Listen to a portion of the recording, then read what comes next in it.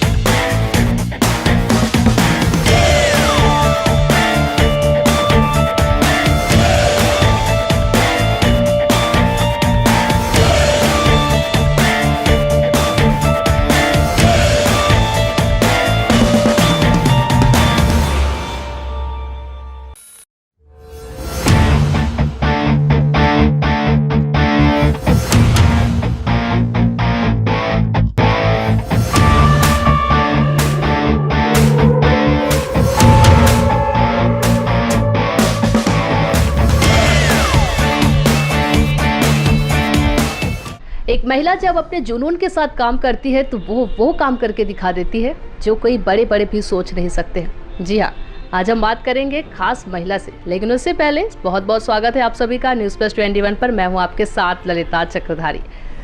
पुरुषों से आज कंधे से कंधे मिलाकर चलने वाली महिला, जी हाँ, जो ऐसी महिलाओं को जो लोग पहले ऐसे सोचते थे कि उन्हें घरों में कैद करके रखते थे, घूंघट में रखते थे कि महिला है वो क्या काम करके दिखाएंगे, लेकिन आज आप सभी को पता है कि महिला जो है वो किसी से पीछे नहीं है। वो आज कंधे से कंधे मिलाकर चलती है और हर एक काम में वो महत्वपूर्ण योगदान निभाती है। जी हाँ, आज हम बात करेंगे महिला डेस्क प्रभारी आज़ाद चौक की किरण मिश्राम। बहुत बहुत स्वागत है मैम आपका हमारे चैनल। धन्यवाद, नमस्कार। सबसे पहले हम जानेंगे कि आप कब से इस पद पर कार्यरत हैं? मैं इससे पहले पुरानी बस्ती थाना में आरक्षक के पद पर पदस्थ थी। मेरा प्रमोशन 19/9 को हुआ। उसके बाद से मेरा ट्रांसफ़र हुआ है 22/9/2022 को आज़ाद चौक थाने में अहमददिन। सबसे पहला आपके पास कितनी सारी फाइलें आई थी और आप उनमें से अब तक कितनी फाइलों को सुलझा चुके हैं, उन केसेस को सुलझा चुके हैं? मेरे पास 23 तारीख को प्रभारी महोदय द्वारा दिया गया एक साथ 75 फाइल था गुम इंसान का।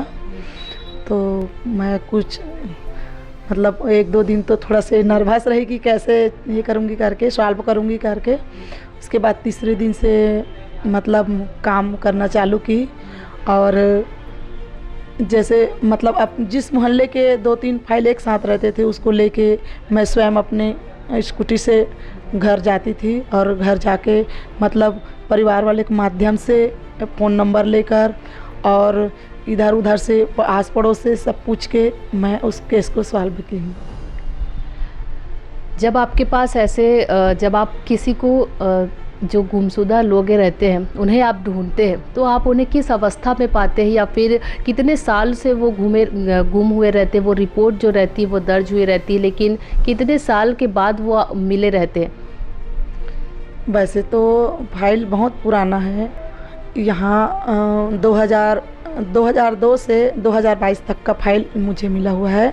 तो उसमें से साक्ष्य अधिनियम 108 धारा 108 के तहत फाइल किया जाता है। उन फाइलों में से मैंने 20 फाइल पुराना निकाल की हूँ।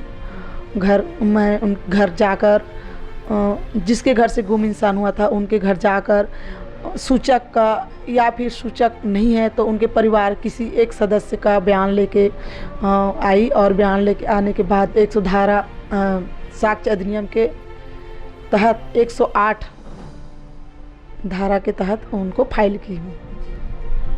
आप रायपुर के बाहर भी ऐसी ऐसी जगह पर गई होंगी और उन्हें लोगों को ढूंढ कर लेकर आई होंगी। कौन कौन सी वो जगह थी जहां आप गए थे? बाहर का जैसे केस है तो कई जगह नहीं जा पाती हूँ, तो वहाँ मुझे पता चला है कि वो है वहाँ, तो फ़ोन से बात करने के बाद उनको निश्चित समय देकर मैं वीडियो कॉलिंग से भी उनका केस सॉल्व की हूँ। छत्तीसगढ़ के बाहर से के भी जो रहते हैं लोग, वहाँ आप अगर नहीं जा पाती तो आप वीडियो कॉलिंग के माध्यम से करती हैं? जी जी, जैसे राजस्थान है और उड़ीसा का 2 केस सॉल्व की हूँ, है ना, और बिहार का 1 केस सॉल्व की हूँ, वो भी मतलब वीडियो कॉलिंग के माध्यम से है। आपके पास महिला महिला भी जो है वो शिकायत लेकर आती होंगी, तो किस तरह की शिकायत लेकर आती है और उन्हें आप किस तरह से हैंडल करते हैं? थाने में कई प्रकार की महिलाएं आती हैं, लड़ाई झगड़ा का भी शिकायत आता है, पति पत्नी का भी शिकायत आता है, उसमें दोनों पक्षों को बुलाकर हम लोग समझाते हैं, समझाइश दिया जाता है ना, समझा करके यहाँ से भेज दिया जाता है। जब आपको यहाँ पे फाइलें दी जाती है और आपको कहा जाता है कि इन जितने भी फाइल है, जो भी रिपोर्ट्स आए हैं उन्हें आपको सॉल्व करना है, तो कैसे आप उन्हें करते थे? कोई फाइल में मुझे पता चला है कि जैसे एक फाइल है 2007 का, नाद गांव में है वो, उनके भाई के माध्यम से मेरे को नंबर मिला, तो उनको बुलवाई मैं और उन्हीं के भाई के साथ मैं गई वहाँ। वो जो आदमी जो गुमशुदा है वो बार में काम कर रहे थे, उनसे मैं बयान ले करके और वहीं उनका फ़ोटो ले करके मैं उनको सॉल्व की हूँ। जब आपके पास कोई केस आता है तो फिर आप उसे सॉल्व अगर आप नहीं कर पा रहे हैं, उसे सुलझा नहीं पा रहे हैं, जब तक कि मतलब उसमें अगर उस केस को सुलझाने में आपको समय लग रहा है, तो आपके दिमाग में क्या चलता रहता है? क्या आप दिन भर उसी चीज़ के बारे में सोचती रहती हैं? उसके बाद क्या चलता है आपके दिमाग में और किस तरह से आप इसे देखते हैं? जब भी मेरे को नया केस दे जाती है तो मैं सबसे पहले तो मैं उनके घर वाले से संपर्क करती हूँ।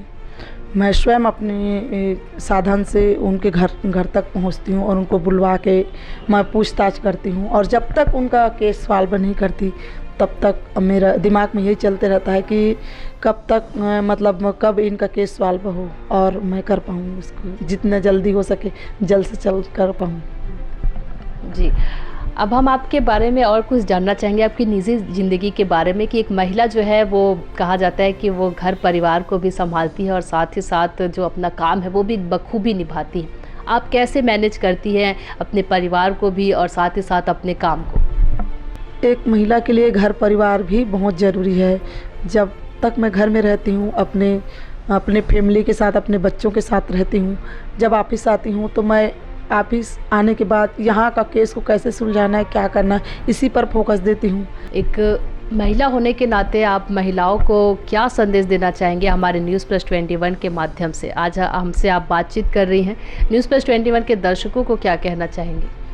एक महिला चाहे तो सब कुछ कर सकती हैं, घर भी चला सकती हैं, ऑफिस में भी अपना समय दे सकती हैं, है ना।